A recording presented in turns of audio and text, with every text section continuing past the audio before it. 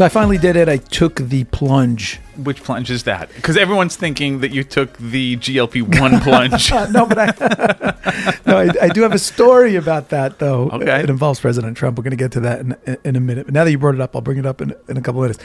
I took the Tesla plunge. Finally. Oh. I got a Tesla.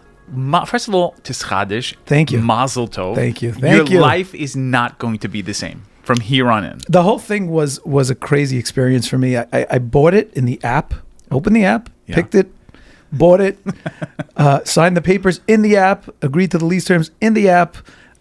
Welcome to the future. Paid in the app. It only cost me $25 to take possession of it. I don't know why or how. I guess everything was incorporated into the lease. I'm very happy about that. Sure. And then when I got it, I came to the Tesla dealership. There was a big red bow on it. That was nice. That's by Never the way, had that in my life. you feel like such a guy. Yeah, it was great. It was great. When you get a car with a bow on it, it's the most gentile feeling that you can ever experience. Well, P.S. I told him, I said, I'm also, surprising my wife with this. I'm so happy there's a bow because I'm going to use that. He goes, oh, no. I can't give you the bow. Can't give you the bow. I'm like, well, I need the bow. Not included. I need the bow. He's like, you can't. He goes, what do you want me to do? He goes, we reuse the same bow. I go, listen to me. You have to understand. I gave him a whole story. He says, okay, let me see what I could do. He goes to the back. He comes out with a gray bow. Meaning not a red bow. Not a red one, but a giant gray bow. He goes, Okay. look, I stole this one. I could get fired for this. Dude, put it in the trunk. I'm taking it. I took the gray bow. Okay, fast forward.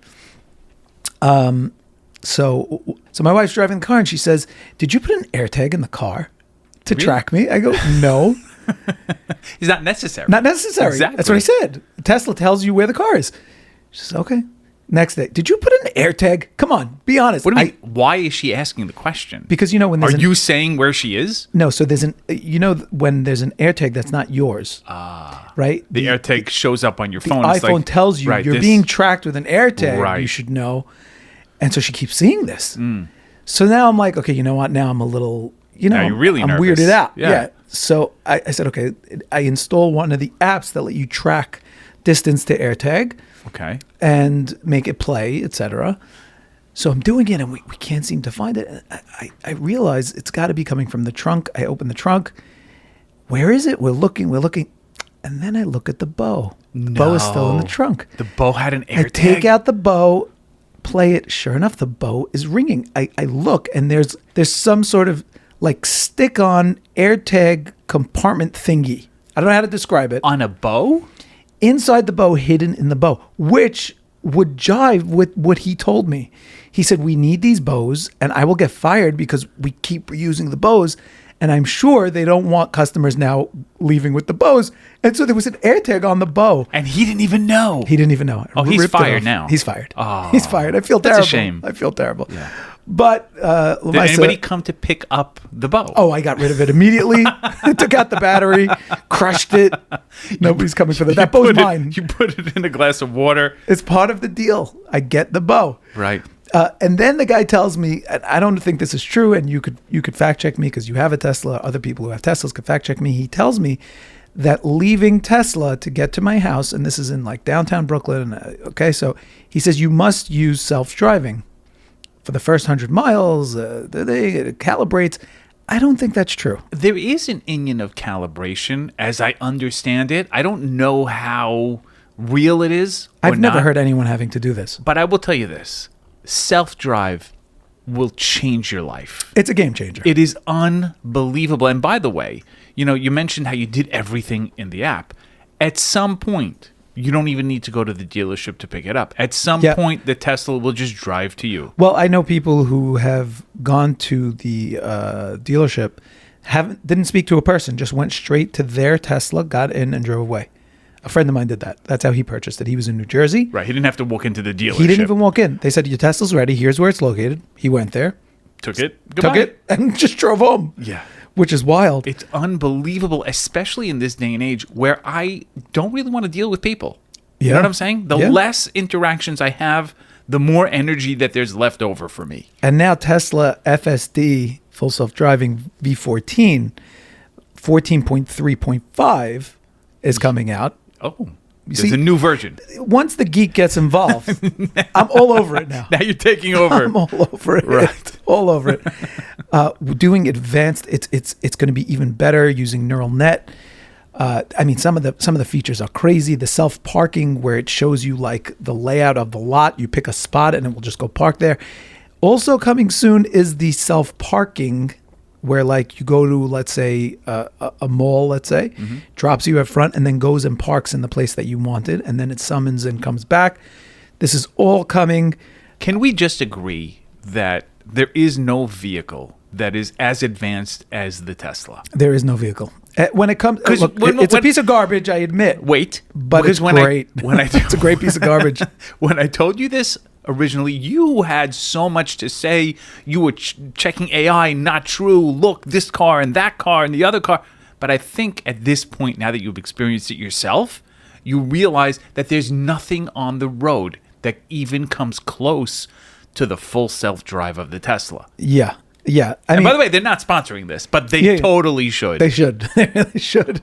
The truth of the matter is, I know that, so it's full self-driving, but you do have to be watching the road, and there's a camera inside the Tesla. Is that too much for you to keep your eyes on the road? The anxiety that I had, first of all, there is some getting used to, because, you're not in control. And for me, you're kind of bored if you're not used to it. Yeah. Like, you have to really find something to do with yourself. No, and you have to trust it. You have to trust it. But yeah, that comes in time. You start to realize that a computer is better than your own brain.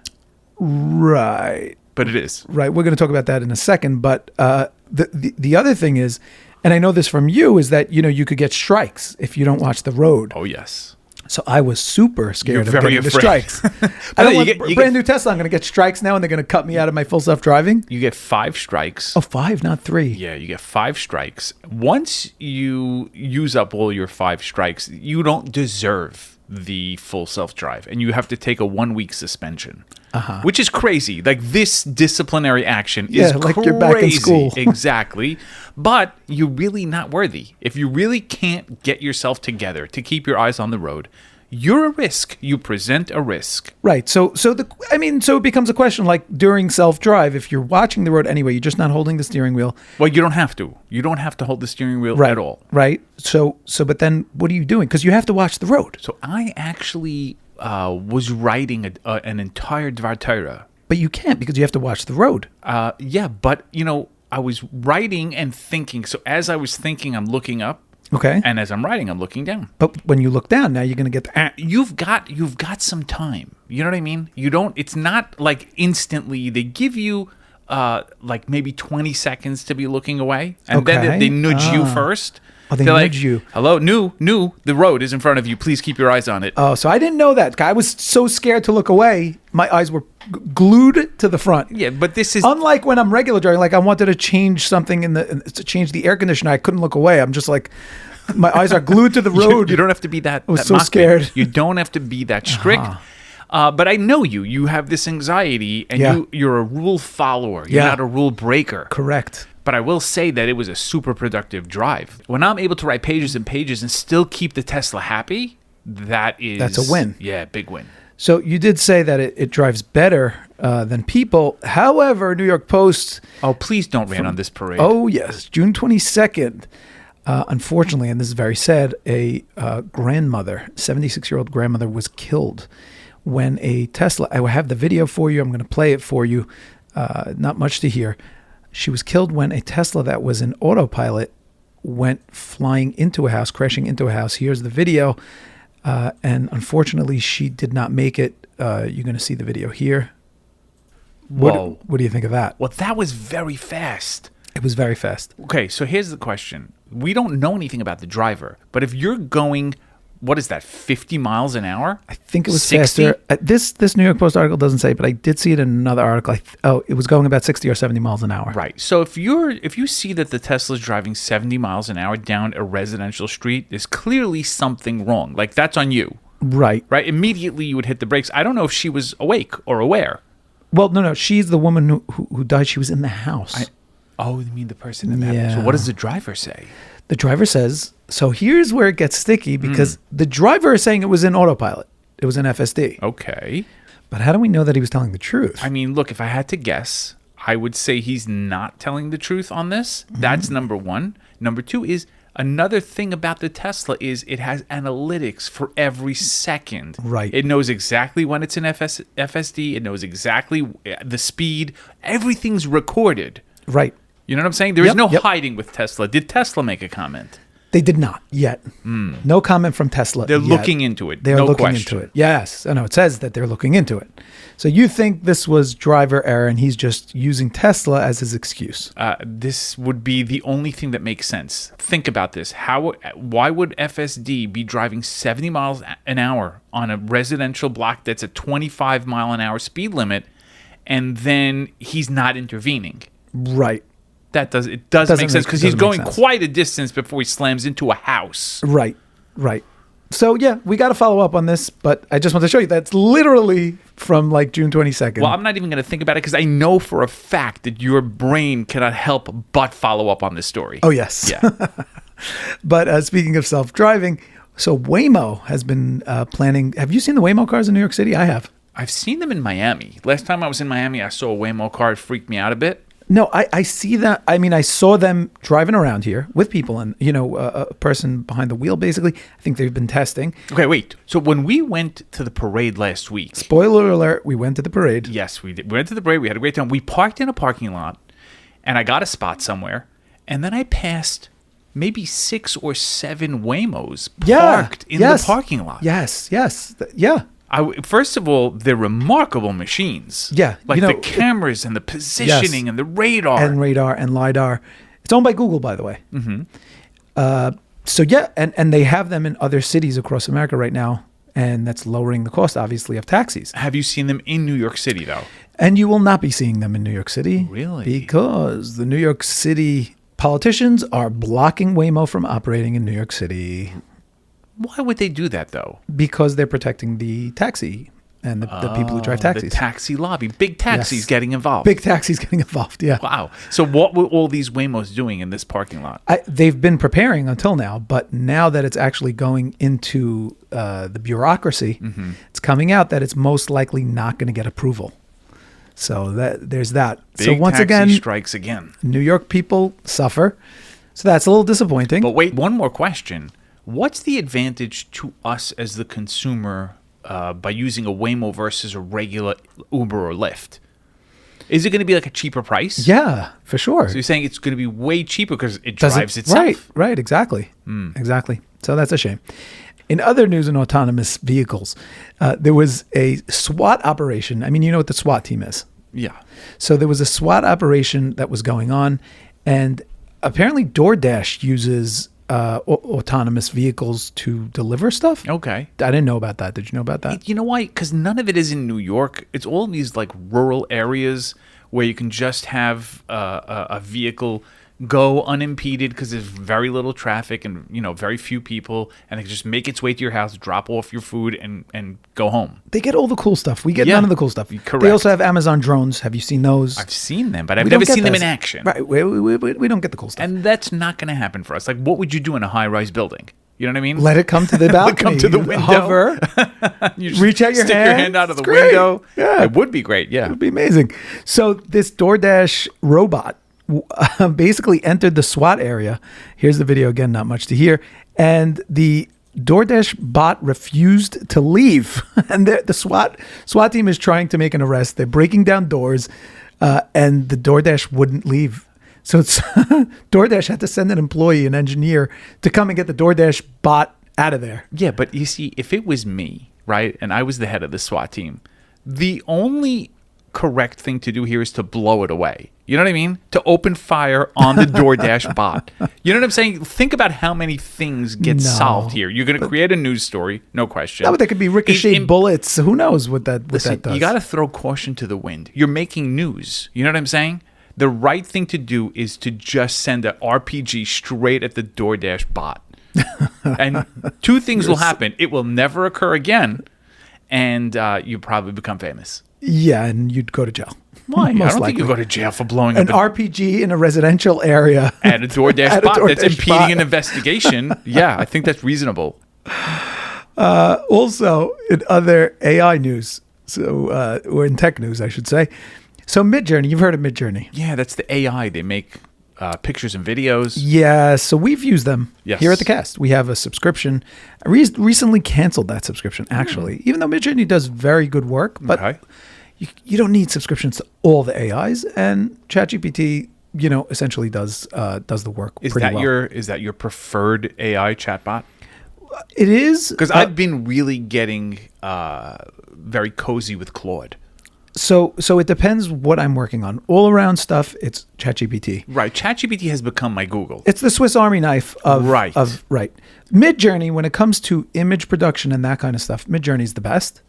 But again, if ChatGPT does it pretty good, okay, so just stick with ChatGPT, and why pay more? See, ChatGPT is like the friend that's very close to me. I don't care if it knows my personal issues. Right. Claude, though, I'm really trying to impress him for Yeah, some reason. it's- I don't know. I ask him all the serious questions. Like, I use like more sophisticated language when Yeah. I'm speaking to Claude. I don't want him to know my deep, dark secrets. That's for chat. Yeah, it's kind of like one is like a Rebbe friend, and one is like A the Rosh Rosh Hashiva. Yeshiva. Yeah. You don't want the Rosh Yeshiva. I'm not going to ask the Rosh You Yeshiva. can't tell him that. I don't want the all Rosh Yeshiva to secrets. know. He cannot know about the skeletons in the closet. But chat, though, he can know.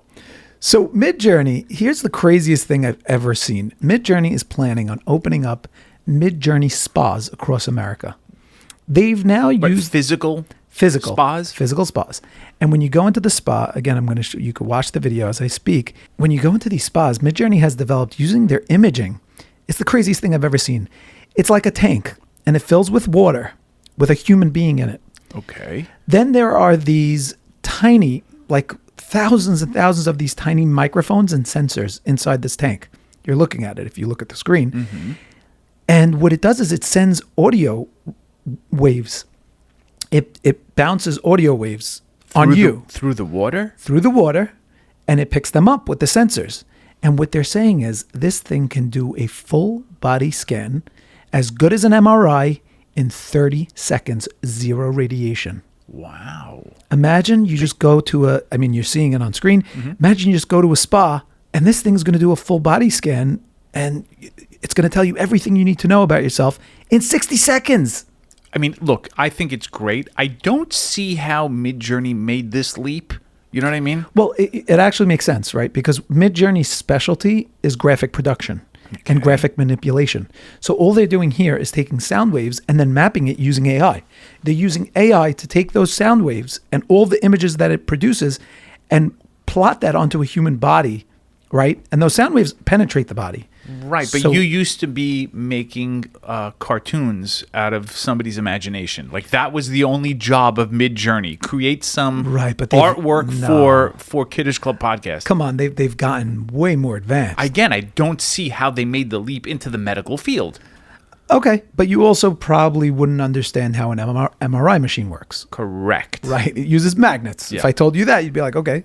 I mean, I only love know- magnets, but how does that work? I only know because we've had stories where people have died in MRI machines failing to take off the metal out of their body. Yes.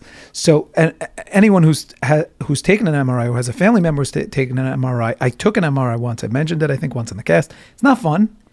You have to remain completely still for long periods of time. You're in a tube. Yeah, I mean, look, I'm not claustrophobic, but it's not fun. I wouldn't call it fun, but it's kind of cozy. No, it's not. You know what I mean? No, You're and- in this spot, nobody's talking to you. No, and You've got privacy. Imagine me in the tube. Yeah, you and have then, anxiety. And then you hear the doctor go, "Okay, we're going to start. Please stay still." And so I'm staying still, and they're going, "Sir, we told you to please stay still." I'm like, "Don't keep saying stay still. If you say stay still, I'm not going to stay still because I can't control it. Right, slide over to the right, sir. Just don't say anything and I'll be still. But if you keep telling me to stay still, I'm not going to stay It's still." literally impossible to stay still if they keep telling you to do it. And they couldn't get that. So Right. we did this little dance between the two of us. Stay still. I am staying still. No, you're not. Yes, I am. Sir, we need you to stay still or we're going to be here all day. So stop telling me. But we have to tell you. Yeah. Correct, yeah. Yeah. So now imagine you don't even have to worry about that. You go to the 60 seconds. Go to the Midjourney AI spa. 60 seconds, and they tell you everything you need to know about your health. So it's not really a spa, right? It's like a medical imaging No, I facility. think there's going to be other spa Like, elements there. So you're going to go into the sauna, the steam room, and then take your Yeah. full body scan. Yeah. Interesting. Yeah. I'm saying this is so unconventional. It is. But I like it. It is. It's pretty amazing. You know what's crazy is that as time continues on, the advances that are going to be made in the medical field are going to blow your mind. Yes. I have a couple more stories in the AI tech field, by the way, but I did, because you mentioned it before, and I want to keep our listeners waiting. Some great Trump clips this week, but I'm going to play the clip in a moment, but this was funnier than a clip to me because a reporter who reports on the FDA, they said that Eli Lilly, now you know Eli Lilly. Of course. They are the GLP-1 people. Right. So an application was given to Eli Lilly. According to this reporter, Eli Lilly gave compassionate use access to retatrutide, your favorite. My favorite GLP-1. Their unapproved, powerful obesity drug to a 79-year-old man in April. The application was arranged by a top doctor at NIH and cleared by the FDA. But wait a second. Who is that 79-year-old government official who's now on retatrutide? So everyone went crazy. Of course. Crazy. The whole world went nuts. Of course, because who else could it be? So the special assistant to the president, his name is Kush Desai, or Desai, he came out and said this application was not for the president of the United States. By the way, he's a typical candidate. Yeah. You know what I mean? But he's carrying around a couple of extra pounds. More than a couple. Well, more than a couple. What is he, 220? No, he's more. You think so? Oh, for sure. He could stand to lose probably 100 pounds. No. Oh, yes. Come on. Yes. I think he could lose 30 to 50 pounds and look very good. I don't know. He seems like, I don't know. You think it's more? You think it's 100? Maybe not 100, but I think he could easily lose, let's say, 65, 70 pounds. No problem.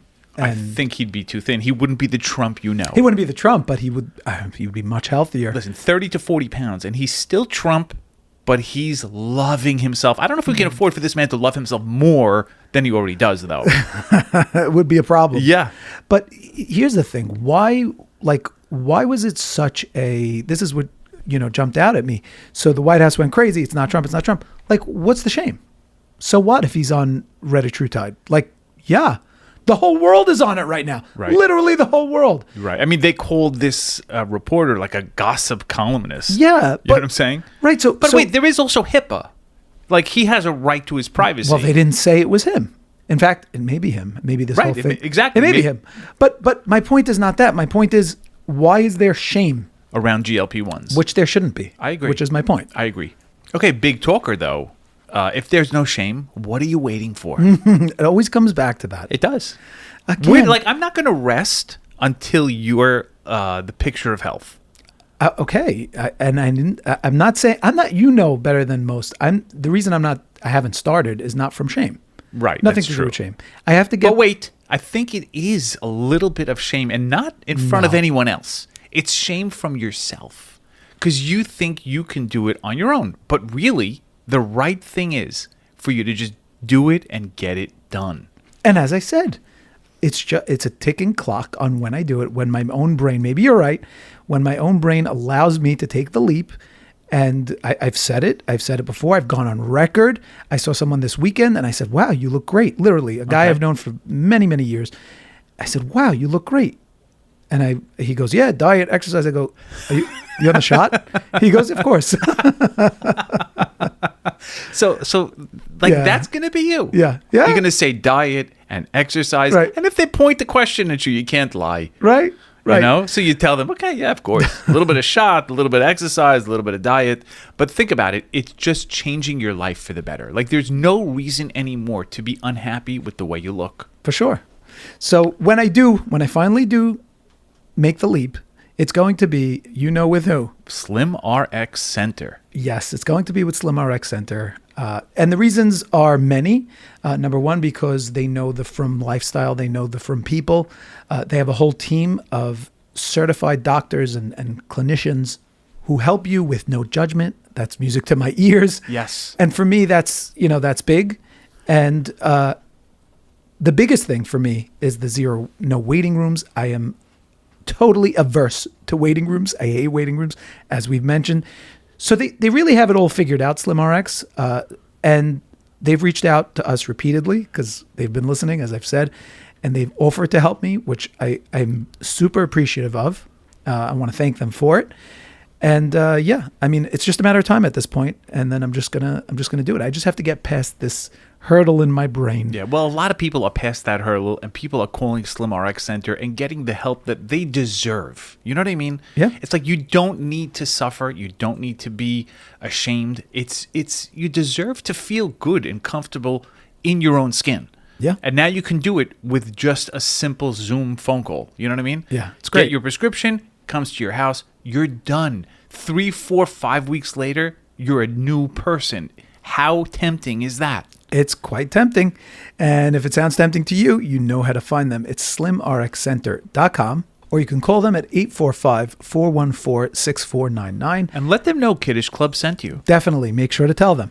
So the other thing, I mean, we're jumping all over the place. We're going to get back to AI in a second, but I just wanted to play this clip because I really loved it. There was a signing ceremony, and the energy secretary wanted to compare Albert Einstein, his work, to some of Trump's uncle's work, who happened to be an MIT professor. This is what that sounded like. All of you have. Actually, Chris Wright, please. Yes, thank you, Mr. President. So 141 years ago, Albert Einstein, 121 years ago, Albert Einstein published a paper Nobody on the cares. Good point. I never go back. I just, and usually they won't catch you. But go Published ahead. a paper on the photoelectric effect. I do it all the time. I do it. Nobody cares. They're not checking. They Nobody don't check. cares. Nobody checks. So when I first saw it, I thought he was just saying nobody cares about the entire statement. I know. Which is so much better. I thought so too. I thought he was belittling the guy, like Yes. Chris Wright. Yes. But he wasn't. He's just being affable. You know what I Yes, mean? yes. He's just being engaged in the conversation. Right. So what he was saying was, if it was 140 years, 120 years, 121, nobody cares. Right. Just get on with it. He's But- really right. Yeah, he was, but such a Trumpism. It was great. Okay, let's jump back to the tech that we were talking about, because I did have two more stories I wanted to talk about. So you know there's a lot of controversy going on with data centers. I've been hearing about this. There's a like this lot building of data centers in like middle America. Yes. People are against it. People are very against it. And there's a lot of controversy right now. I didn't know firsthand. I mean, I still don't know firsthand, but I have started to see videos from people that are posting. Here's a video, and this is a person with a sound meter. But before you get to that, what is the data center about? Who's building them, and what are they for? They're for processing AI. AI requests. So these are AI companies. AI brains. Right. Yeah. So for Anthropic and for Exactly. Google and for Exactly. OpenAI. Exactly. Okay. So this guy's holding, as I mentioned, a sound detector, and I'm going to play the video. And he writes, this is the sound emitted 24/7 from a 30 megawatt data center in Dowagiac, Missouri, measured from a homeowner's porch. So a neighbor's porch. Listen to this.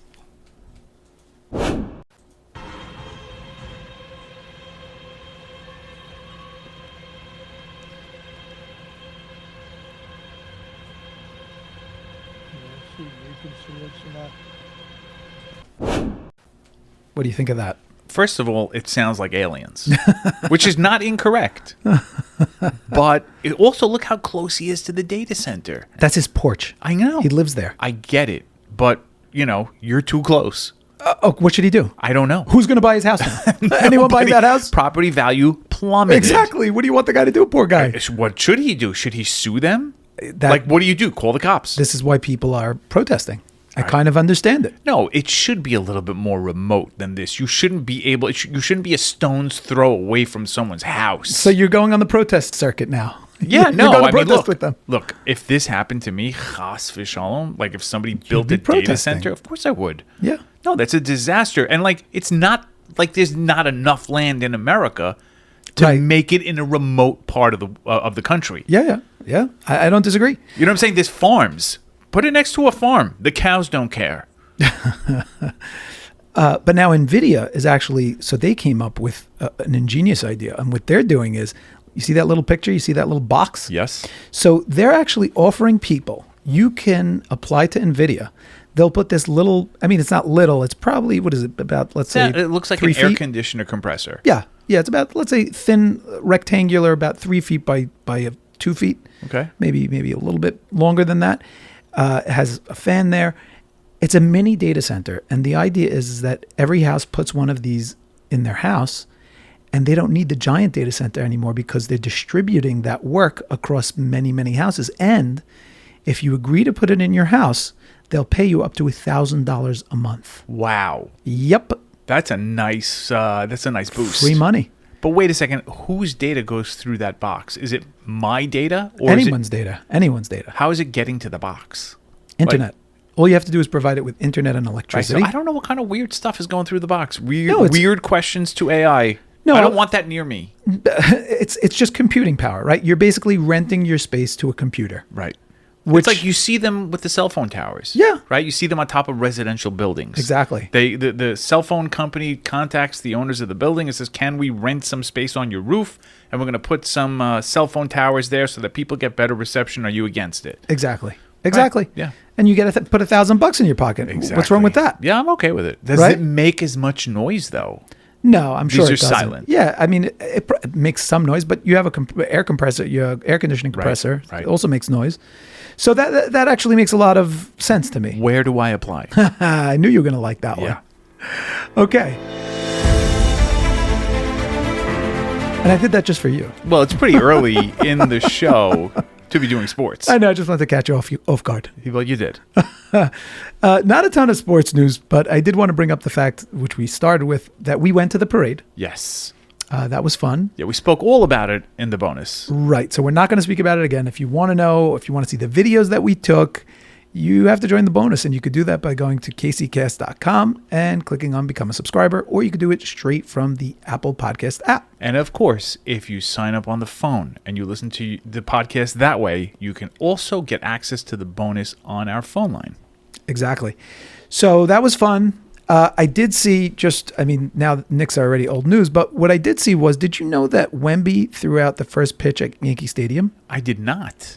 And did you know that Brunson also did? Well, whoa. It makes sense for Jalen Brunson to have thrown out the first pitch. I'm not understanding the Wemby connection. He's on the losing team. I don't want to call him a loser, but he's on the losing team.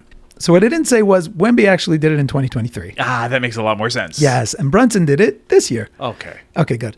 Now I want to show you the video, and again, we're gonna if you want to see these videos, you got to join the WhatsApp kccast.com. Here's Wemby throwing out the pitch at Yankee Stadium. Again, not much to hear, but I want you to see it. Okay, so now you Your know face. why. Your Now you know face. why he's a basketball player.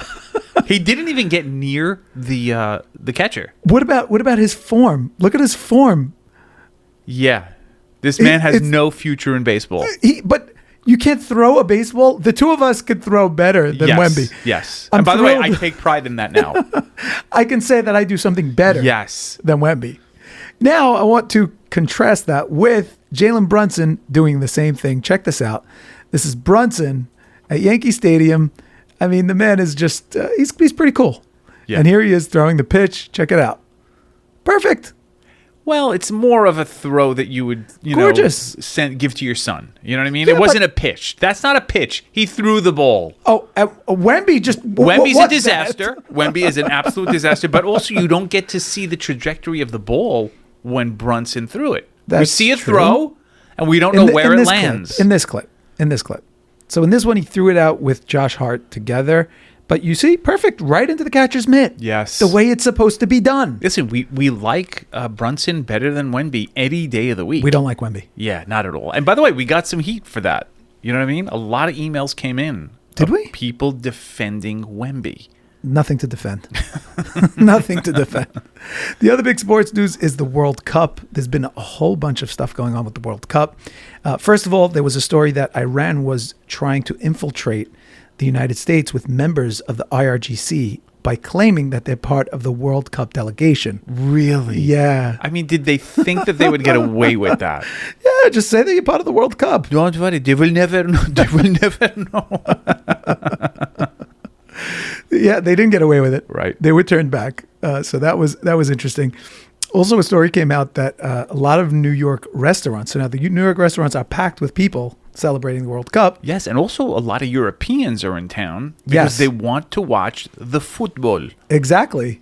But one thing, and you mentioned, I don't remember if it was on the bonus or a previous episode, all the people online, all these Europeans. Yeah, tweeting about how amazing the United States is. Right. Like I had Texas Smokehouse. Oh my gosh, this is heaven. You know? Like I have Wi-Fi 40,000 feet in the air and it's better than the Wi-Fi in my house. Right. But here's the thing. I guess etiquette, European etiquette is different than American etiquette because they're not tipping. Oh, yeah. By the way, it's a known fact. You go to Europe, you don't tip. Really? No tips.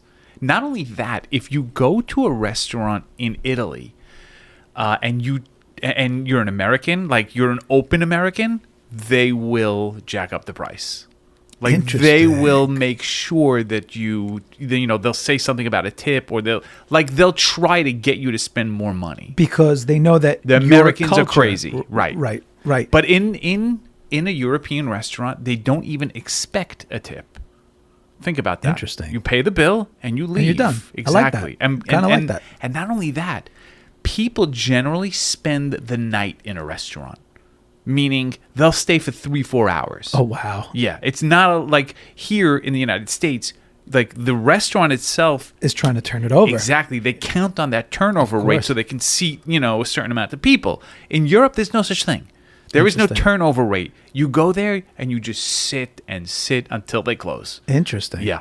Well, these Europeans are not leaving tips, so a lot of the restaurants are just fighting back, and they're adding a 20% gratuity right to the bill. Well, that's every kosher restaurant. Welcome to our world. Exactly. Moshe, it's time to raise the gratuity to 30%. Why? Because the goyim are doing 20. We got it right. Everything kosher is more expensive. Exactly. 100%. So the other thing, there was this whole big rivalry going on between Argentina and Algeria. Okay. So Argentina has a very good team apparently, and Algeria has a pretty good team. Now Algeria beat Jordan 2-1 in their second match of Group J. All right. Whatever that means. Yeah. Argentina beat Austria 2-0. All right. Okay. So Algeria 2-1. They won 2-1. Argentina 2-0. They have the better record. All right. Argentina progresses. Okay. Now, the main reason that Argentina does so well is because of a player named Lionel Messi. Lionel. Yeah. You've heard of him? Yes. Really? And he's made history now. So yes. Yeah. He's made history because he's broken the record for scoring in so many World Cups. Exactly. See, you think I'm asleep at the wheel. Wow. I'm on it. You really caught me there. Yeah. But I will say this. Obviously the Algerians are very upset. Here's Algeria Sports TV. And I'm going to talk over the sports commentator. Okay. Talking about Algeria's loss and not progressing in the face of Argentina. Here it is. Messi's play is true. He's protected. That's true. Messi belongs to a Jewish lobby. May God guide you. They're the ones who control the world and do whatever they want with it. It's a mafia. Infantino doesn't want what's best for you, especially when you're a country with dignity, a country called Algeria, a country that stands with Western Sahara and stands with the Palestinian cause. They don't want what's good for you. And you think you're going to advance at the World Cup? We have to accept that they'll stop you. Your face when you were watching this clip, your jaw dropped. Yeah, I was not expecting this. Yep.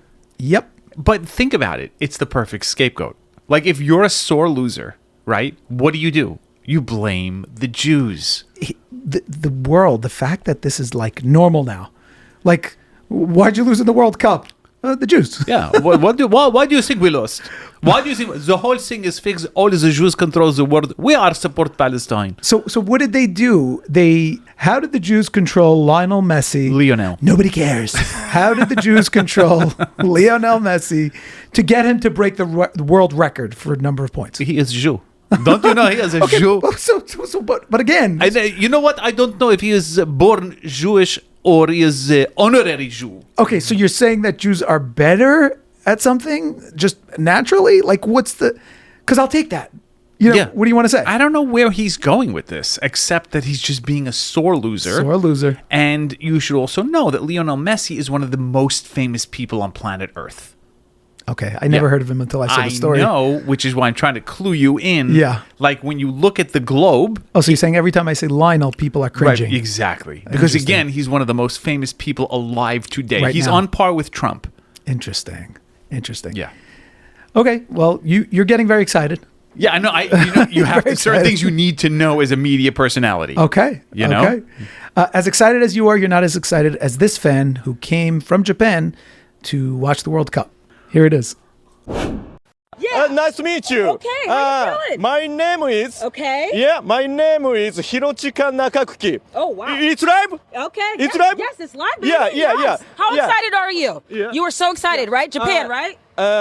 Excuse me. Okay. I cannot speak English, but I'm excited. Yeah, baby. Let's go. Japan. Japan, baby. Look, it's lit. It's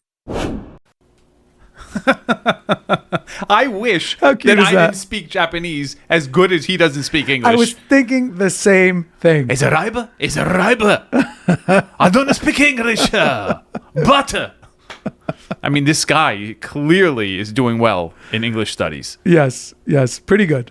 Okay, that's it for sports news for now. I do want to jump into this other thing. I didn't know that United, and I forget the second airline that has now contracted with Jet Zero. Have you seen this plane? This I have not seen. Look at this plane. So Jet Zero is claiming that this is the future of flight. Now, it's hard to describe this plane, but essentially, instead of it being a long tube with two wings, there's wings, but the center, instead of it being a tube, imagine it's almost like teardrop shape, but huge and massively wide. Yeah, and the engines are on the top. Right? Which leaves a lot more room for space. I mean, this looks more like a traditional bird, if you will. Yes. I mean, again, it's really hard to explain what it looks like, but they're saying that this is going to be the future of air travel. Now, imagine if you look at the inside, imagine what you could do with a massive wide open space inside. Like we're used to cramped, it's a tube and you go into the tube. Yeah, but when you think about it, it's about time that some development comes to the airline industry. We're still working with a metal tube that has wings slapped on its sides. Like, where is the innovation in plane making? Yeah, I agree with you. But I don't know. Would you get? I was about to ask, would you get on a plane like this? Well, you're going to because United is buying them, but it's a little scary. It's the only thing that's scary to me is traveling with that many people in the air. Because if something goes wrong, look, sometimes you're with 300 other people on a plane. Now you're going to be with 3,000 other people. No. It's still only 300 people. No, there's no way. What are they using all that extra space for? I don't know, but that's what they're doing. Delta. Because I'm looking at at huge business class seats or maybe first class seats. Maybe they'll have a lounge. I'll be cool with that. There for sure will be, but you realize that people are not going to have window seats. There's going to be a lot less window seats, right? Actually, no, because you still have the same edges. Yeah, but there's a lot more middle seats. Yeah, that's not great. No. Not great. But they're claiming that it's massively more fuel efficient. Okay, I love that. Means cheaper flights. The real question is, are they going to continue to jam people in like sardines? Is this a win for the airline industry, making them more profitable, or is this a win for the consumers that is going to give us a more comfortable flight and more amenities? That's the question. I think that's up to the airline to decide, right? They provide the plane and they choose the configuration, the airlines themselves. So it's going to be up to them to decide. Right. But definitely very interesting. We'll include a picture of it, possibly a video if we could get our hands on one in the WhatsApp. For me, for now, I've just gotten comfortable with regular traditional planes. I'm not looking to get on a Jet Zero plane right now. I do wonder how you're going to take to it. Because I'm not going to. You're not good with change. I'm not good with change. But if they're flying the Jet Zero to Israel, you're going to end up taking it. Well, it depends. Is Arkia flying a Jet Zero? Yes. Look, that's the future. That is the future. I mean, look, Arkia is an amazing airline. They absolutely are. My wife is actually just told me recently that she wants to plan a trip to Israel in the fall. And the first thing I told her was, Arkia. Yeah. Because if we're going to Israel, we're going Arkia. If you're going to Israel, you're going to fly with whoever has Michelin star food. And fortunately, the only people that do is Arkia. That's right. But it's not just about the Michelin star. It's about great deals. They offer child discounts. You're flying in a wide-body A330, my favorite. And, of course, an amazing business and first-class experience.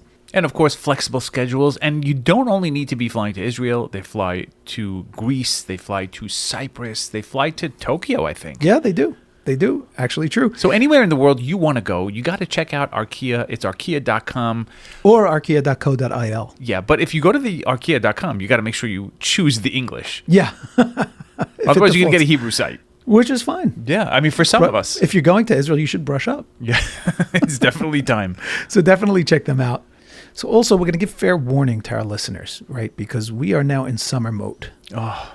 Summer mode means we can't always get to the studio at the same time. Yeah, it's very hard. Very hard. So we're going to have to do some mobile recording. Really? Which means the sound qualities might not be exactly perfect than what you're used to, but it is what it is. We're going to keep on bringing the hits, but you know what I mean? Yeah, you just got to keep patient with us. Yeah, be patient with us.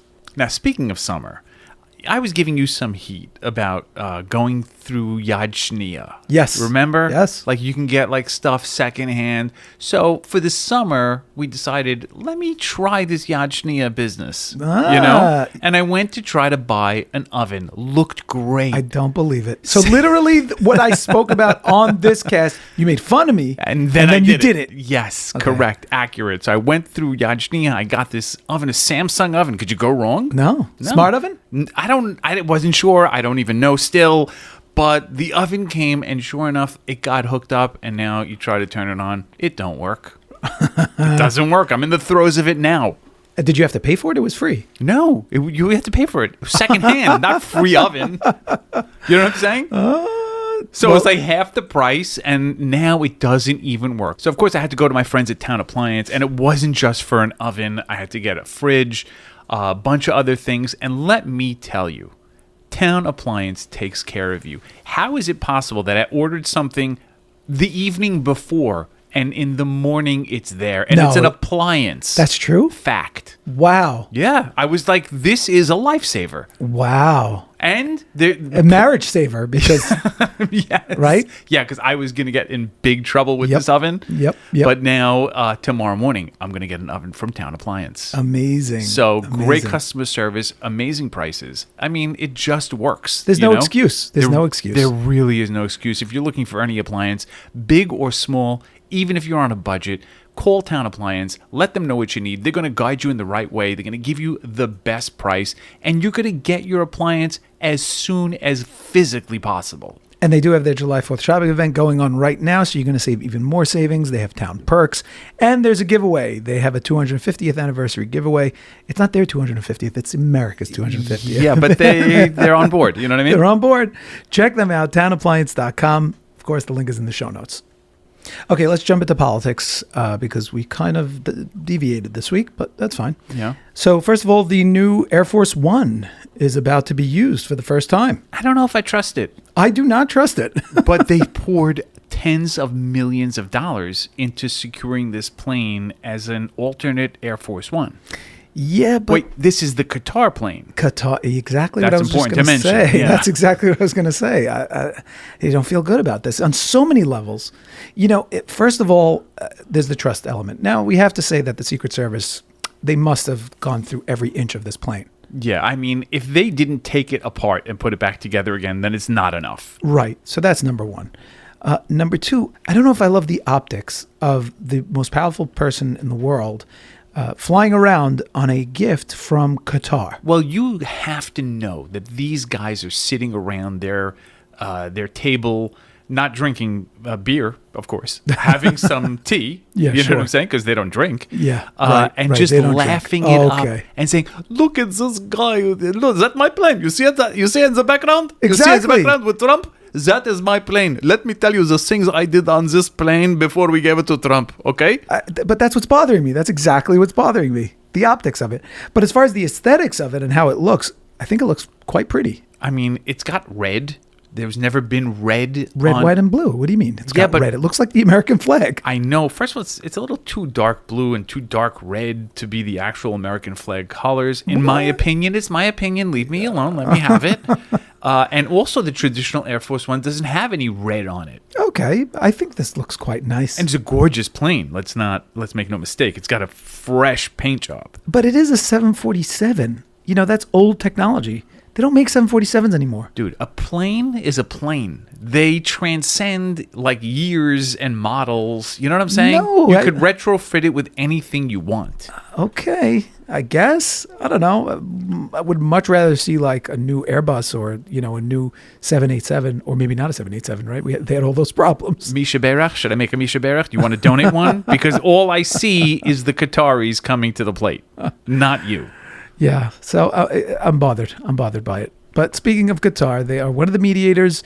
Vance has been mediating with Qatar. He's been being mediated upon. Yeah, it seems like he's not faring so well, or at least that's what the media wants you to believe.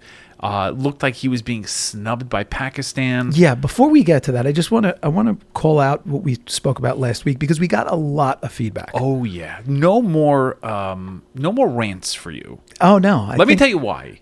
Because the amount of emails that came into this institution that were multiple tens of pages, I should say. There are people, dissertations came in. Do you understand what I'm saying? Like, I don't know, Ellie can't read all these. It was just detail. It was a lot of detail. People, like, just essays. Essays came in the form of email just addressing your rant. So you're done with the rants. Well, I'm going to just point out the rant basically said that every Jew on planet Earth should not be criticizing Trump or the deal, because we need to have Hakar Satov. We need to have gratitude for everything that he's done for Israel and that he continues to do for Israel. So you're doubling down. I'm doubling down. I'm tripling down. I'm going to say a quick Dvar Torah on it.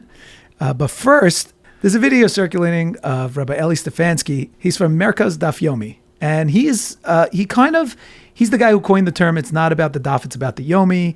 He almost like revolutionized Daf Yomi learning and brought it mainstream. He has a tremendous audience. Huge. And a tremendous personality. Yes. So this video clip was him talking about the deal, and you tell me, does he listen to the cast? Yes or no? Listen to the clip. You tell me if he listens to the cast. Here it is. I want to thank President Trump in front of 60,000 people for everything that you've done. There's a lot of commotion in Klal Yisrael. What's going on with the Iran deal? And a machshava that I had was, a lot of times the Rebbeinu Shalom, he gives and gives and gives. He's unbelievable, and we're very makar with the Rebbeinu Shalom. Then one thing goes wrong, and all of a sudden you have a taina on the Rebbeinu Shalom.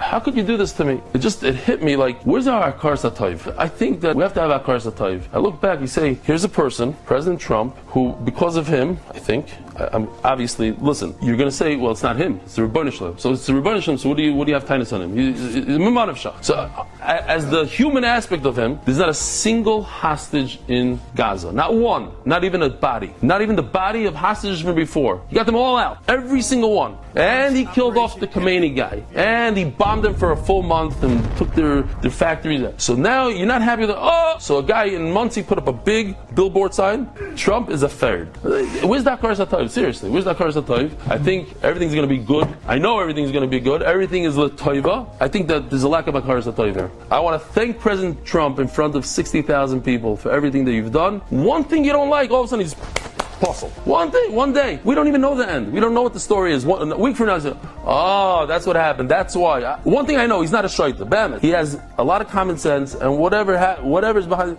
I don't know. The Rebbeinu Shalom knows, and Akol Yeh B'Seder. So I would have to refer to timestamps here. I was first. You were first. I was first. That's a rough one. He's listening. You may need to start a shir. You may need to start a Daf Yomi shir now. You see, he basically said word for word what I said. If he's taking your gig, it's your responsibility to take his. To start a Daf Yomi shir in competition. So I couldn't agree with him more. I'm actually going to throw in a Dvar Torah once again. If you're in the bathroom, exit. Now's your time to exit or pause. So I was looking at this week's parsha, right? Famous parsha. It's a double parsha, but in the parsha of Bilam, right? Mm-hmm. This is a story that's told to us. It's unique in that the entire parsha it doesn't actually, it all takes place external to the Jewish people. It's just conversations and events that happened between other people, right? It's Bilam talking to Balak, who's the king of Moab. Yep. And as it goes is that Moab wanted Bilam to curse the Jewish people. And it's interesting because, and this is what caught me, in the past two parshas, we saw incidents where Klal Yisrael, the Jewish people, were complaining about different things, complaining about water, complaining about food. And Hashem is very upset at them. Yes. There's been a lot of upset Hashems in these past weeks, right? Yes. We go back to the Meraglim, the spies. So we go straight from Hashem being angry and people dying from his anger to this parsha. And what ends up happening is Bilam goes to curse the Jewish people, but instead of cursing them, he says some of the most beautiful, poetic things ever said, uttered by a human being since creation. Something that's said at many weddings, something that's said at Sheva Brachos, some of the most beautiful words ever. And what happened was, Bilam said, he goes, look, I'll take your money, I accept the job, but I can only say what God allows me to say. So here's the thing, as angry as it seems, right? So you read the Parsha and you see, wow, Hashem really hates the Jewish people. He's killing them. And then that's when he's dealing with the Jewish people. But externally, we're his children. Yeah. And it's just like a parent. That's what I was thinking.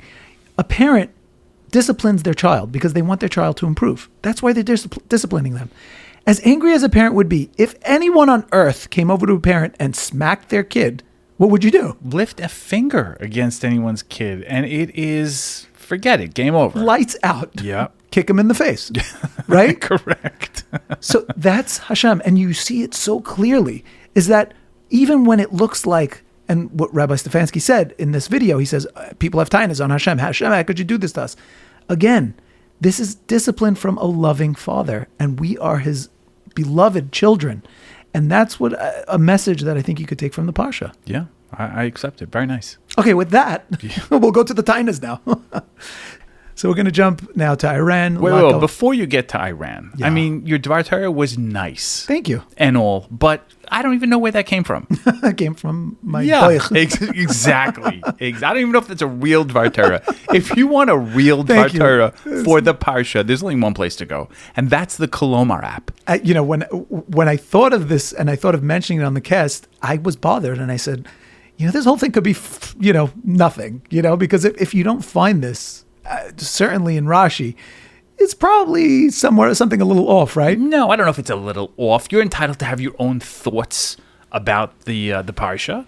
But, if you want something that's time-tested, you know what I'm saying? Yeah. That's tried and true, then you got to go to the Kolomar app, and they go through every pasuk, they go through every Rashi, and they'll explain it to you like you clearly haven't heard before. Yes, for sure. And it's totally free. And what better way is there to really get a full understanding of the Parsha, a full understanding of Rashi? You think you know Rashi. Oh, you do not know Rashi. Yeah. And you're just going to be completely well-rounded. You're going to share it with your friends. You're going to share it with your family. You're going to share it with podcasts. Right. And all of this available on the app. And as you're listening, it's going through every single pasuk. And by the way, if you don't have the capability for an app, you can just call in. And their number is 347-212-0050. Okay, so as I was saying, back to Iran. So we started talking about it. Major incident happened when J.D. Vance was basically snubbed. We have the video here. Again, nothing to hear. We'll include it in the WhatsApp. So he was in Geneva, though. Yes, Okay. Switzerland. He was snubbed by the Qatari emir, and he was snubbed by the Iranian delegation. Well, And that doesn't surprise me. What does surprise me is getting snubbed by the Qatari emir, because we're supposed to have this good relationship with Qatar. And to me, if you are going to slight the vice president of the United States, that's kind of an attack on Donald Trump. And I just don't know how he is doing with all of this. Well, if you watch the video, he looks really bad. Vance, He yeah. doesn't take it. Like, he looks like... It looks awkward. Very awkward. Very awkward. Like, he has this pasted on smile, and he just almost like he has his hand, he's left hanging, and he's just like pointing around. It's really awkward situation. Super cringe. So then Trump had threatened, he was on a call with Fox, and while Vance was there in Switzerland, someone from Iran tweeted and they said that they were closing the straits again. And then he said, in true Trump fashion, he said, you close the strait and you won't have a country. You won't even make it back to your bleep expletive country. We'll take over the rest of the country. You won't even make it back. Yeah, that's crazy. It's crazy. That's insane. That's basically saying we're going to murder you before you even get home. Yes. And so Iran left the entire thing. They just walked out. There's a video of them. They walked out of the talks. And they said, we're not going to be part of it if Trump doesn't apologize. Where are they getting the chutzpah? That's what I don't understand. I have a better question for you. In what reality is Trump apologizing to anyone for anything? Ever. Like even Melania has not had an apology since 2012. Never happening. So that's how things started. Not a great start. And now there's a lot of conflicting reports about what's been going on. J.D. Vance has been saying there are good things coming out. Some of the media saying it's not true. Supposedly, Fox News reported that Iran agreed to nuclear inspectors once again to audits and dismantling key parts of their nuclear program. Then Iran came out and tweeted and said it's not true. Never happened. We didn't agree to that. We did not agree. Then there was talk about how Hormuz is totally open. Then Iran came out and said, oh, no, we're going to be charging tolls after 60 days. Then Trump said they're absolutely not going to be charging tolls after 60 days. It's very hard to get a clear picture of what's going on in the world. Yeah. In fact, we have a clip for you from Rubio talking about the Strait of Hormuz and tolls. Listen to this. Can the U.S. and allies, can they guarantee navigation, freedom of navigation in the state? Well, that's the law. It's an international waterway. No country is allowed to charge tolls or fees on an international waterway. That's existing international law. That's the way it is in international waterways all over the world, and that's the way we expect it'll be here. So I don't think we have anybody to convince around here in that regard. I think all the countries in this region would agree with us. All right? See you tomorrow. He's great. Rubio's the best. Yeah. I heard, and this may not be true, but they asked Trump, what are you going to do if the next president wants to remove all this gold in the Oval Office? Do you know what he said? No, what did he say? Cubans love gold. So I don't know. I don't know if that's true. Wow. But that's, Rubio. Yeah, that Rubio. would mean. I heard a very good, and hopefully we'll have time to get to it, former CEO of Daily Wire, Jeremy Boring, was interviewed by Patrick Bet-David on his podcast. Very interesting interview.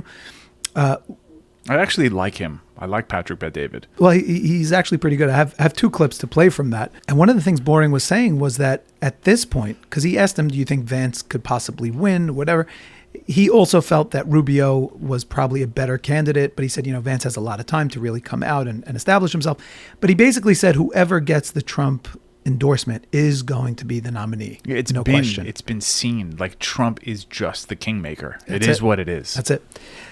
So anyway, moving on from that, there's also talk that the money, the unfrozen assets, according to the White House, has to be used to buy American products. Now, Iran has come out, and the White House confirmed this multiple times. Iran has come out and said, we have taken a look at your menu. Only hot dogs and Munjaro. Yeah. We do not need. That's basically what they said. They said, we are a sovereign state, and we will decide what we're going to do with the money. Again, with the chutzpah. Like, just, you're being offered billions of dollars. Yep. Yeah, but do we know where we stand right now? Well, I just told you. We don't know. Every single thing is up in the air. Wow. Every single thing. So Lindsey Graham was actually asked about it. He was asked about the deal, and he was asked about, where do we go from here? It was a very interesting answer that he had. I want you to hear it. Let's try a diplomatic solution. I think it's going to fail. What happens next? I spent 4.5 hours with President Trump Friday. Here's what I think will happen next. If this deal fails, President Trump is going to take the Strait of Hormuz over by force. The United States will control the Strait of Hormuz. We'll charge a fee for all those who go through to pay for the operation. And we're going to expand the Abraham Accords in calendar year 2026. We're going to get Saudi Arabia to join the Abraham Accords. and which is the biggest change in 5,000 years in the Mideast. And if Iran contests control of the Strait of Hormuz by the United States, we will obliterate them. So to all the people listening, if this diplomatic effort fails, President Trump is going to take the Strait of Hormuz. Yeah. We're going to run it. We're going to try to get Saudi Arabia to join the Abraham Accords to end the Arab-Israeli conflict in 2026. And if Iran continues to attack Israel and Lebanon, the new policy will be we'll hit Iran. So to the Iranians, if you're listening, when you use Hezbollah to attack Israel, I think the new policy will be we will attack Iran. I mean, very interesting. Wow. Yeah. Wow. And he said, I had a conversation with Trump, and this is where we ended up. Right. So personally, I don't think that this deal is going to work. I mean, look at the attitude that the Iranians are approaching the table with. Yeah. It doesn't seem like we're going to get to a deal. So that's why I mentioned in the last cast, this is just a memorandum of understanding. Right, but it doesn't mean much. It doesn't seem like anybody's understanding here. Correct. You know what I'm saying? Also, one of the things I pointed out in the last cast where I said, and again, fact checkers or people who disagreed with what I said, and that Jews really should have hakaras hatov and shouldn't be criticizing the deal. One of the things I pointed out was, what was the alternative, right? What was the alternative? What could Trump have done? He couldn't continue the blockade because that's an act of war. No, but some people would have liked to have seen restrictions placed on Hezbollah. Right, but the point is that he needed to get a deal done because he was out of time with the war, right? And so some people said, yeah, okay, well, he could just flap that. Let's say he just ignores it. He only has 60 days. You're right, but Trump likes to break rules. Let him break the rule and keep going. So the Pentagon has now approached Congress and said that they need $80 billion just to continue the Iran war as is without being at war. Just to wind it down, they need $80 billion. How much have we spent so far? I don't remember. It's on the hundreds of billions. Wow. But the point is that at the end of the day, no matter how you slice it, even if you want to say Trump will give the orders to the military to just keep going, he still needs the money. He needs to pay for it. And Congress holds the purse strings. Yeah. He needs Congress. And Congress already has voted once against him with regards to Iran. So he literally has no wiggle room. And on top of that, we know that Bibi has been coming out, and many in Israel have been coming out rebuking Trump and attacking Trump. There was actually, I just saw this recently, and I want to point something out. There's a new book that came out. Obviously, it's an extremely anti-Trump book. It's called Regime Change Inside the Imperial Presidency of Donald Trump. And it was written by Maggie Haberman from the New York Times. So, this is obviously... You know where it's coming from. You know where it's coming from. And in the book, she claims that Trump was on a heated phone call with Bibi. Kushner and Witkoff were on the phone. And Trump told Bibi, everybody's sick of you, Bibi. All the Jews are sick of you. Even the 2 Jews on this call are sick of you. Oh, boy. Yeah. Then he goes on to say, I'm the best friend Israel ever had. Everybody hates you, and I stood by you. Now, that's fact-check true. Okay. You mean the fact that he stood by you? The fact that he stood by you and that everybody hates him. Bibi is probably the most hated leader. No, around the world. Okay, yeah, I'll agree. Around the world. I'm saying not amongst the Jewish people. Are you kidding me? How many Jews hate Bibi? Yeah, but so many. I would not say a majority. Even in Israel right now, his polling is not high. Great, but I would still not say it's a majority of Jews that dislike Bibi, but not just a different conversation. But here's the thing. So Trump can say all that, and yet every time he's asked about Bibi, he says things like this.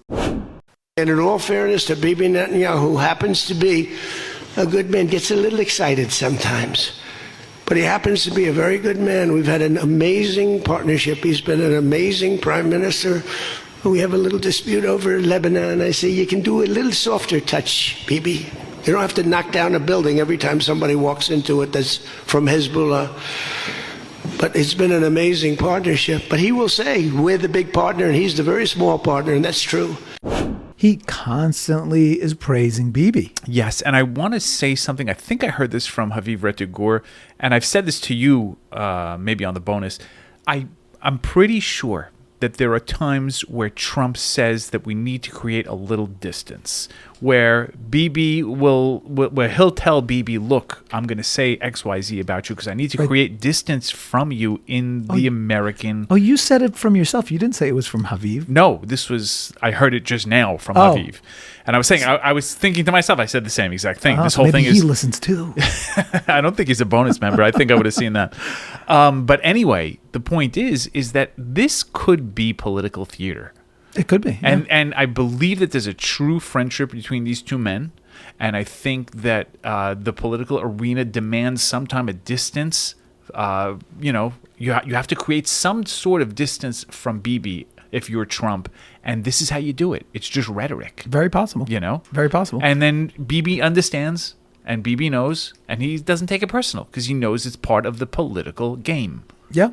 It's very possible. I don't say not, especially if Aviv says it. Man is pretty insightful. Yeah, he says straight away he can't prove it, and he'll never be able to prove it, but he suspects that that's what's going on. Yeah.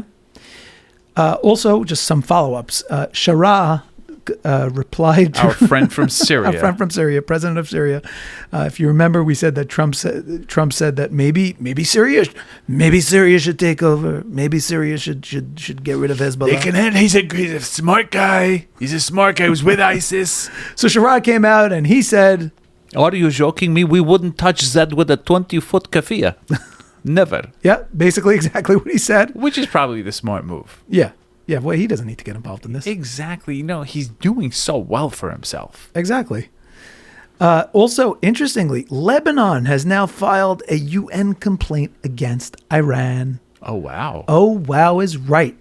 They're basically saying they dragged us into this war. Lebanon is saying they dragged us into this war. Yeah, they're funding Hezbollah. Yes. So, it's important because some people don't understand the distinction between Lebanon, the country, and the government, and this ragtag group of terrorists that call themselves Hezbollah. Right? I hope Cenk Uyghur's listening, or I hope he sees the news, and all of these, what's her name, Anna Kasparian, Machshamam, all of them, I hope they're listening, and I hope they're reading, because they're claiming, Cenk said, the only freedom fighters that there are in Lebanon right now is Hezbollah. Yeah, says you, but not the government of Lebanon. The government of Lebanon says we want them out. Yeah, and you know what? It's hard for me to believe that these people don't know the real score. They know exactly what's going on. And in fact, recently some footage of Cenk Uyghur from the past came out. Yes, where he's big medley. Staunch supporter of Israel. Anti-Hamas, yep. Yeah, because at some point he realized that the only way to get follows and clicks and likes and loves and money is going against Israel. Yep. And just for the rest of these psycho people on the left and the woke right who are supportive of Iran in this conflict, a couple of interesting stories. Here is a quote from a imam in Iran, or maybe they call him an ayatollah also. I don't know. He's very important religious leader, let's say. Here's a quote. Let's see how you like this quote. Allah created a kind of animal, and that animal is the woman. They are animals like cows, sheep, monkeys, and camels. He gave them human form so men wouldn't be afraid of them. Wow. I mean, it's if you didn't read it, you wouldn't believe it. You wouldn't believe it. I mean, I have the video, but again, it's just all in subtitles. Right. This is the type of mentality. This is the country. This is the mentality of the people whose side you're supposedly taking. Another story came out. Iran sentenced Parastu Ahmadi, a singer, and 8 others to public lashings because they performed without hijab. Wow. Yeah. So they're still at it. Like nothing has changed in Iran, it seems. Yes, correct. And I just want to know if that's going to be televised. Like the concert was televised. I would love to watch that, actually, yes. And at least we'll have something like to show the world, like, look what's happening in Iran. Look what you're defending. Look who you're rooting for. Because the entire American media seems to want Iran to win. Yep. Other big news. Colombia has a new president. Colombia, the country or the university? No, this is Colombia, the country. Abelardo de la Espriella. He, the right-wing candidate, Trump-backed right-wing candidate, is now... What happened to our good friend? He lost. Gustavo Petro? He's gone. Really? And you know what he said? You know why he lost? Tell me. No, take a guess. Oh, because of the Jews. That's right. Has to be. Outgoing Colombian president claims Israel fixed elections after losing. Yeah, this is the candidate that is pro-Israel, Trump-backed. He is now the new president. Gustavo's out. It's unbelievable. I mean, Gustavo has been famous for criticizing Israel throughout his tenure. He's the guy who tweeted Heil Hitler. Remember that? Right. We covered yes, it. We covered that. Okay, so let's keep going because there's a bunch more I do want to cover before we finish. The IDF, this was huge news. The IDF captured in Lebanon a Hezbollah drone factory. Did you see this one? No. They captured a drone factory and launch site. It was inside a southern Lebanon mountain. It's unbelievable the lengths that these people will go to just to harm Jews. Yeah. It's crazy. They're building things into mountainsides. Craziness. Like, just live your life. You know what I mean? Just live your life. Did we take over the drone factory? Yes. Like, are we making drones now and shooting them against Lebanon? No, they actually said that they're going to blow it up. They're going to destroy it. Come on, it's a perfectly good drone factory. Like, why would you not use it? I agree, but listen, we're both not in the military, so Yeah, okay. we can't really say. All right. And before we get back to the Jeremy Boring interview, which I do want to cover, I do want to mention that it's the perfect time to start looking at Eden Gardens. It is the summer, and many people are going to their summer homes. Maybe they own summer homes. But you know what? For the same price, you could get something at Eden Gardens in Orlando, and you're going to get so much more for your money. In addition to the most beautiful brand new house that is like make your eyes pop out of your skull, basically. You're getting something in Orlando. You're getting a gated community with a shul, with a kosher grocery store, with built-in water park and parks, tennis court, basketball court, playgrounds, anything and everything. But that's not the best part. The best part is that your kids are going to have heimish neighbors and people to play with, and the neighborhood. The neighborhood is everything. And by the way, you know you're going to do something at the end of the summer. Why not take a trip and visit Eden Gardens and see what they have? You can reach out to them. They're at EdenGardensOrlando.com, or you can call them or WhatsApp them at 407-777-9488. Check out what they have going on. The homes are beautiful. The life is beautiful. And by the way, even if you don't end up going, this will be an amazing investment opportunity for you, because while you're not there, it's making money for you. Visit Eden Gardens Orlando today. Okay, so back to what we were talking about. Jeremy Boring on Patrick Bet-David's podcast. I want you to hear, it was, like I said, very interesting. This one particular take where he was talking about Tucker Carlson, he does mention, it's cut out in this clip, he does mention that when he and Ben Shapiro had met with him years ago, where Ben was hosting him on his podcast, Jeremy said, "This is the most dangerous man in America." Really? That's what he said. So he had the anti-Semitism meter. He wasn't saying from anti-Semitism. So his whole thing is that he doesn't think that Tucker is doing this specifically because of anti-Semitism. He thinks he's doing it because he wants to rewrite the political spectrum in the country. To what end? Well, listen to the clip and then we'll talk more. Here it is. Working toward common interest. So you can't make an argument that America is great except for all the things that are America, which is essentially what Tucker's doing. So yeah, I think what do Ben and Tucker Carlson disagree about the most? They disagree about America the most. And yeah, they also disagree about Israel. But Israel is just Israel is just a tool for the dissident right to try to break the Republican Party's relationship with or evangelical Christians' relationship with the Republican Party, so that they can use the Republican Party to effectuate this new political order that they want, which is largely left-wing economics and largely right-wing social policy. That's all Israel is, as an American political issue on the right. That's all that Israel is. Isn't that interesting? Very. But what does he exactly mean? I'm not really sure. He's saying that that Tucker is trying to basically rewrite or reestablish the Republican Party completely different from where it is and where it was by dismantling it. Okay. And he's using Israel as a tool, as part of his tool. So he's right, by the way. Tucker has been, when it comes to economics, he's been very liberal, very socialist, and he's been saying it. Oh, some people call me a socialist. Blah. He actually also came out. It was big news. Tucker came out. I keep saying Trump.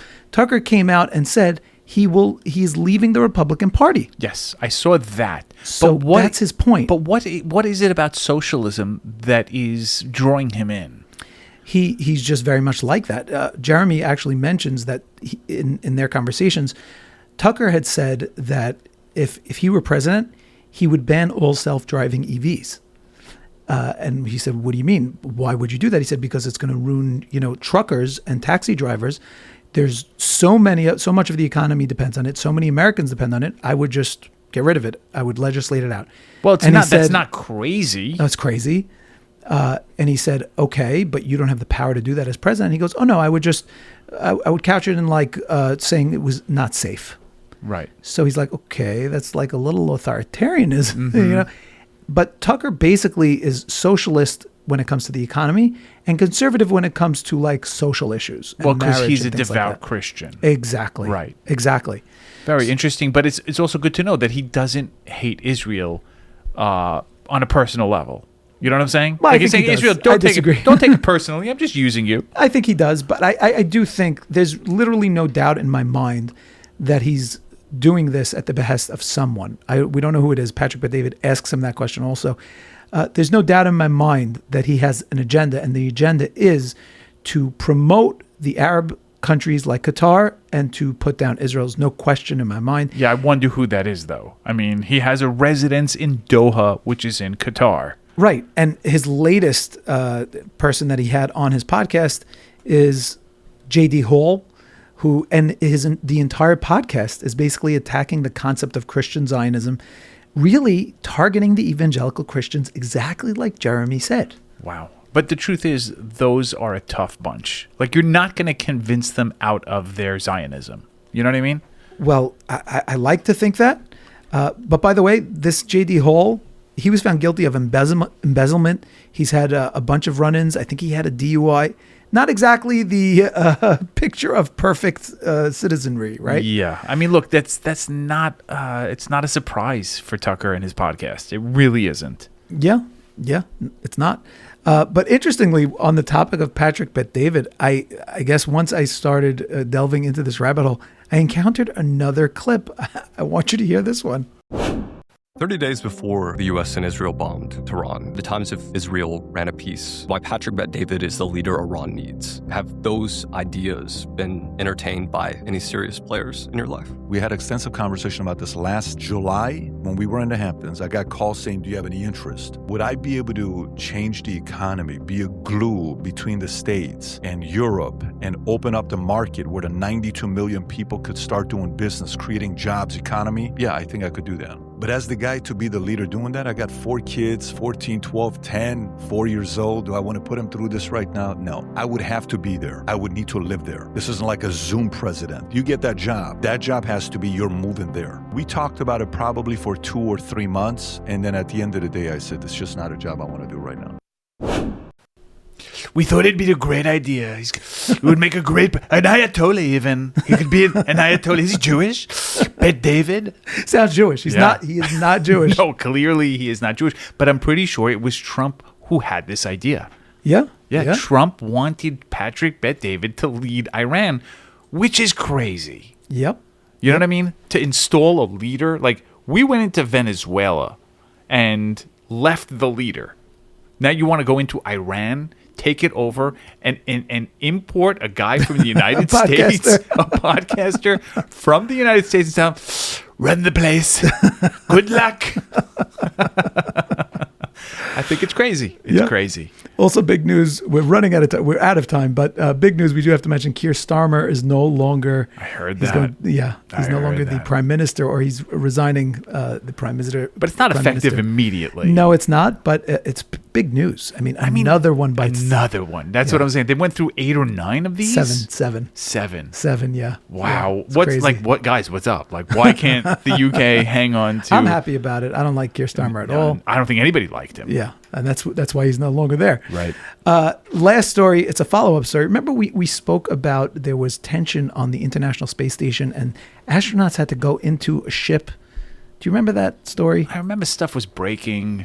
There needed to be repairs. So let me read the headline here. Tension flared on space station as Russia threatened to drill and saw into wall, prompting NASA astronauts to take shelter. Don't worry, I do this all the time. Look, it can't be much different from my bathroom at home. Okay? Yeah, this was Russia trying to repair cracks, quote unquote cracks. And we have Russian super glue. we bring. Imagine being on the space station. You can't. There's no way you could run. Right. And these guys take out a. Don't worry. You have better idea? Please, Peter. Please. Excuse me, Roger. You have better idea? Don't worry. I have my saw. I have my hammer. What could go wrong? Scary. Yeah. Quite scary. Yeah. They took cover. I don't know what that means. They went into. There was a Dragon. A Dragon. SpaceX. This is getting crazy. No, SpaceX. The Dragon spacecraft that was docked. They went into the Dragon. Right, ready to take off. Yeah, they didn't know what they were going to do. They had nowhere else to go. Well, how did it end? It seemed like it ended well. It ended well. Yeah. Everything was fine. See, sometimes you just got to trust the Russians. Yeah. So that's all the time we have for this podcast. Don't forget, if you're looking to advertise, the best place to advertise is right here with Kiddush Club. You can do it very easily by sending an email to ads@kiddishclubpodcast.com, or you could go to the website, kcast.com, and you can do it right there. And we'll see you next week. And we thank you guys for listening. Don't forget to join the WhatsApp group. You can do that either from the show notes or visit us at kiddishclubpodcast.com. Follow us on X, follow us on Instagram, and don't forget to support the cast by visiting buymeacoffee.com/Kiddush Club. Show your support for the cast, and until next time, Kiddush Club out.